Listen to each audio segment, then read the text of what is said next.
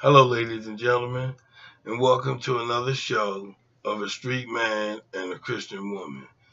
And tonight we're going to talk about strife. Strife is a good topic for us because in our relationship, we're going into another anniversary of being together, longevity together, where time has taught us some things where we may not have knew how to handle strife in the beginning. Strife is tugging. It's like a tug of war. It's fighting. You know what I mean? It's where two people want to win because the fight has started. So going into our new anniversary, I'm thankful and thank the Lord that we was able to find where we was able to deal with strife. And strife would be important going into the new longevity in our anniversaries, being together in our marriage. So the wisdom that we're trying to pass down tonight is when you deal with strife in your life and you see the both of y'all just tugging on at each other, and it's like a tug of war on who gonna win. Why don't y'all just stop pulling on each other and say that maybe we ain't gonna let nobody win. You're not gonna pull me in, and I ain't gonna pull you in. We're just gonna stop and come to a peace. And the peace that we learned through the longevity in our marriage that helped us with strife, and I hope that it helps somebody else tonight because a lot of people are dealing with strife out there in their relationships. It's just that they may not admit it or may not accept it and may not even believe that it's real. So we're going to hope that we can pass down this wisdom that we learned through longevity and time on dealing with strife. And what we learned is when we come to that tug of war and it's a fight on who going to win, we just stop pulling and we don't say nothing to each other no more. We stay in each other's spot. She stay over there, stop pulling. I stay over here and stop pulling. And then we just come to a neutral zone where through not saying nothing to each other in time, we learn how to have not said nothing to each other. Just let the situation fuel itself down. And somewhere we would come back to communication that would bring us back to reality that that was what we had to learn about strife when we're trying to deal and handle with strife. And that is that you learn and deal with strife to where everybody ain't got to win. You ain't got to win. She ain't got to win. It ain't got to really be a fight. If y'all just stop full pulling on each other, both of y'all stop pulling and just stop. Don't pull each other in. So we learn to just stop. And we come back to communication in time.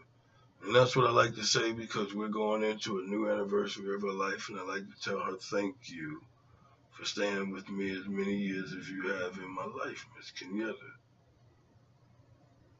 I love and appreciate that you have been with me in this journey. So, in saying that, we're going to let Miss Kenyatta see what she has to say with this time ago, what she learned about strife in our marriage and in our relationship. Yes, strife is a big situation. Two people in a relationship, there is going to be some disagreements and some things you're not going to agree on.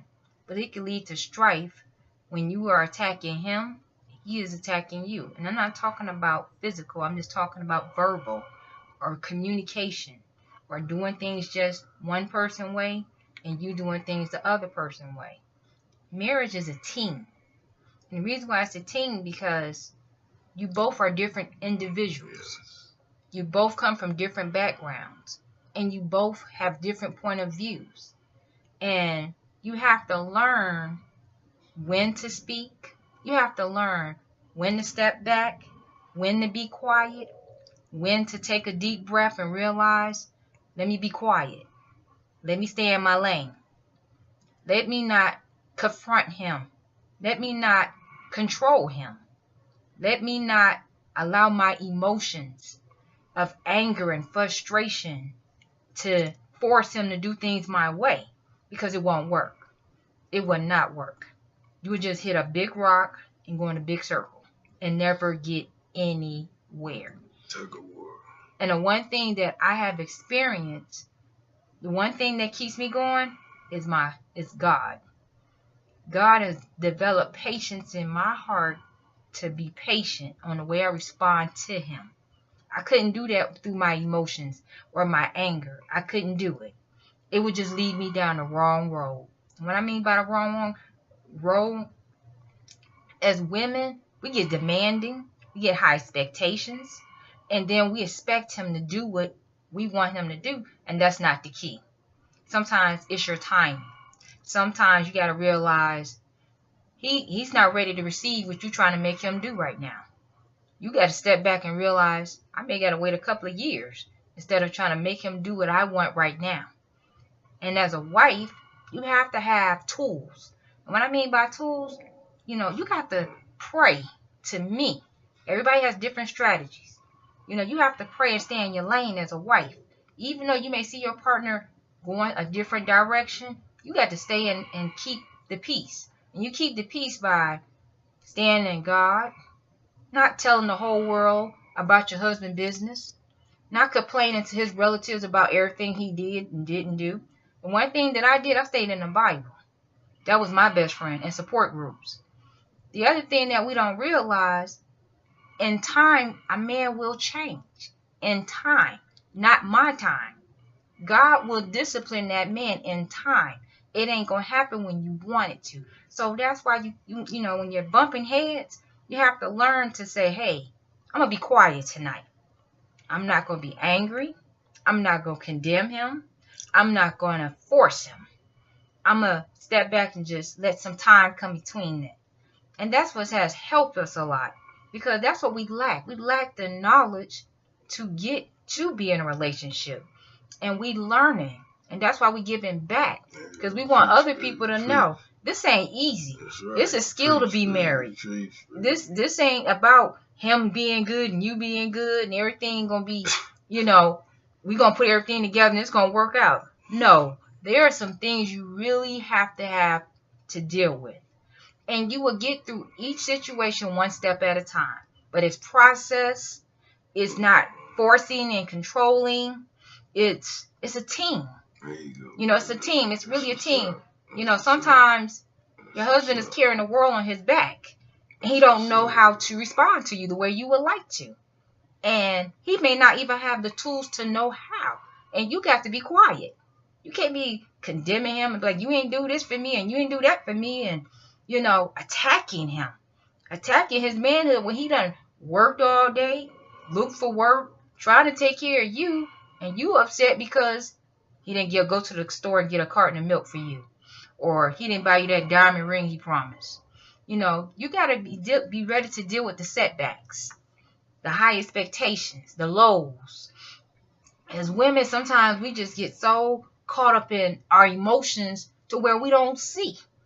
We just feel like we've been violated, we've been stepped on, he got to pay for it. And it don't be that simple. It don't be that simple. Sometimes you just need to pray. Sometimes you need to talk to the right people. When I mean the right people, not your sisters, not the girlfriends at the club, not your aunt who's going to be, grilling you about your man. Talk to the right people that can encourage you and uplift you on how to stay in a relationship. That was the one thing that I lacked. I was getting help, but not from the right people. And I had to cut people loose. If you're not helping me with my relationship, the one thing that I learned, you got to pray for your man. You got to pray for him because he don't understand some things that only God can help him with in time. It is not preaching scriptures over him all the time.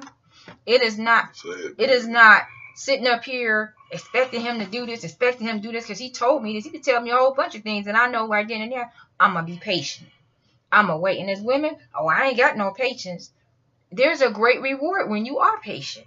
He will become that man that you want. He will serve you. He will treat you better. It's just not going to happen when you want it. Just remember one thing. It ain't going to happen when you want it. It will happen, though. And that's what we lack to see. The reward. The reward of longevity. And the process. And being an example is what we lack. We're so used to cussing and yelling at our man that we don't realize the damage we do to them to take care of us. In order for my husband to take care of me the way I need to, I got to be quiet. Okay?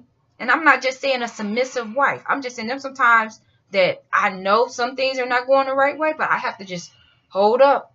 Don't voice my opinion. I have to step back and realize he got to see some things without me. Sometimes you may want to correct him. Don't correct him. Let time correct him. He'll see in time what direction he need to do. Time will teach him.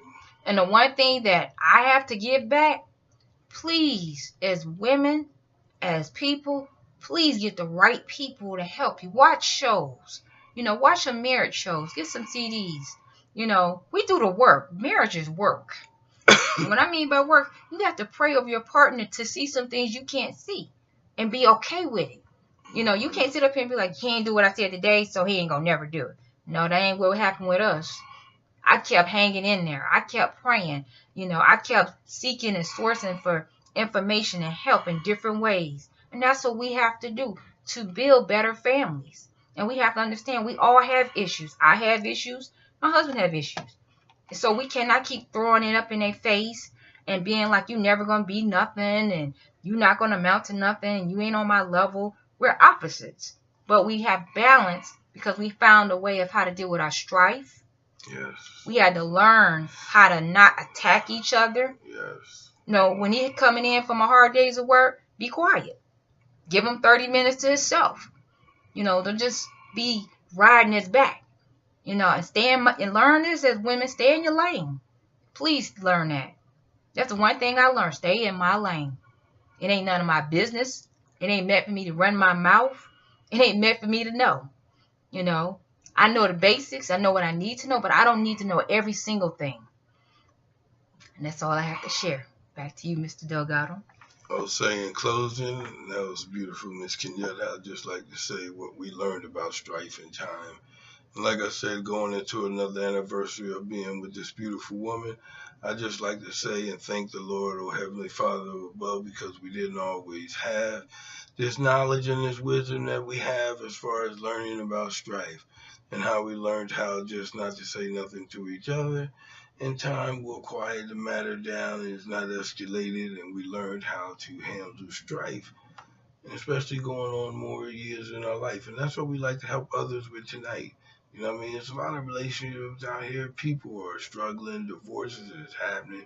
People just don't have the wisdom and don't listen to nobody that may have the wisdom and maybe can teach them some things and help them understand when they're going through those things. And that's what we hope to be able to help someone tonight, heal somebody and touch somebody. And I just pray that someone could learn from what we learned about strife. And the basic what we learned about strife is that it's a tug of war. She pulling, I'm pulling. We both want to win. Why don't we just both stop pulling? It don't matter who wins. So as we always say at the end of the show, love, peace, and togetherness, and good night.